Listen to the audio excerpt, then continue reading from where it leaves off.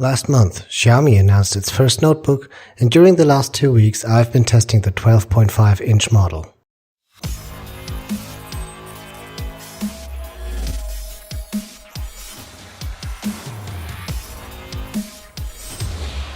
Inside its big box, there is the Mi Book Air itself and its power supply, as well as a Chinese guide.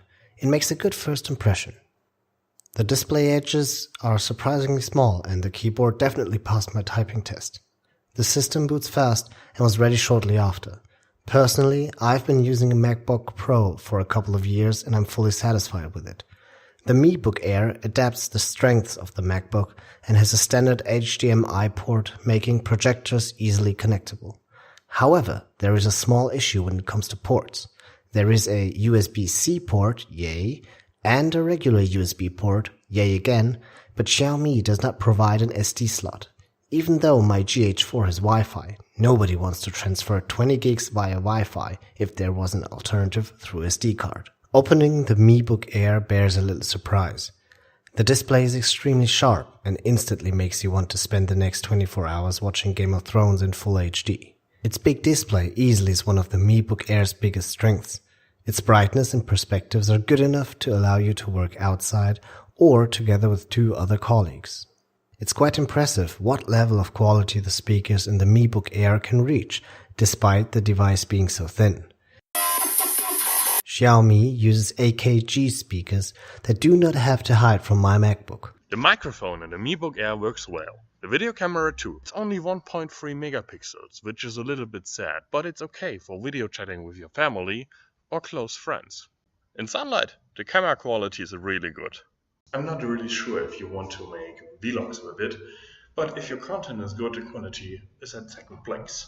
The Mi Book Air comes with an Intel Core M3 processor. It's not your fastest horse on the track, but it'll serve the solid performances during your daily life in university.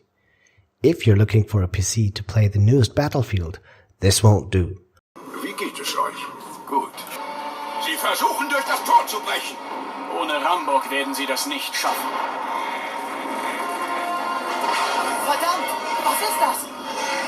Ein Furchtbringer, eine grauenhafte Bestie. Savala, ich kenne ihn. Ein Magier, ebenso ehrgeizig wie wahnsinnig.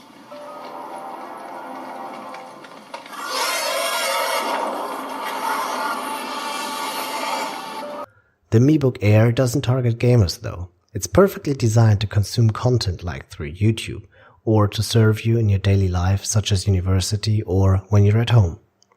The Mi Book Air has only 128 gigs of storage space built in. If this is not enough for you, you may help yourself with an SSD. I really like to type on the Mi Book Air. During the last 2 weeks, I've been writing the main part of my thesis on the Mi Book Air, never missing my MacBook. The backlight can only be turned on and off. There is no dimming function. The 37-watt battery gives you the privilege of not constantly worrying about taking your charger along. You can easily get through an average 9-hour day at your university without having to recharge. However, if you intensively use the Mi Book Air over the course of the day, you might want to take your charger along just to make sure. Thanks to fast charging, it only takes about 80 minutes for it to completely recharge, meaning if you only got half an hour to charge, you'll still get about 50% of your battery. Windows 10 is pre-installed on the Mi Book Air. The system works fine and I never really have to wait for apps to start. Bloatware is not on board, sadly, much like Office. If you happen to have an old Office version, you can install it without any difficulties. When the Mi Book Air was first announced, a lot of people were looking forward to their new university notebook. And that's exactly what the Xiaomi notebook is made for. A very good display with a long-lasting battery and a light design makes it the perfect company for your modern day at the university. Both 5 GHz Wi-Fi and Bluetooth 4.1 are running flawlessly in our test. If you have any questions left, please leave a comment below. For more videos and reviews, subscribe to us here on YouTube, Facebook, Twitter and Instagram.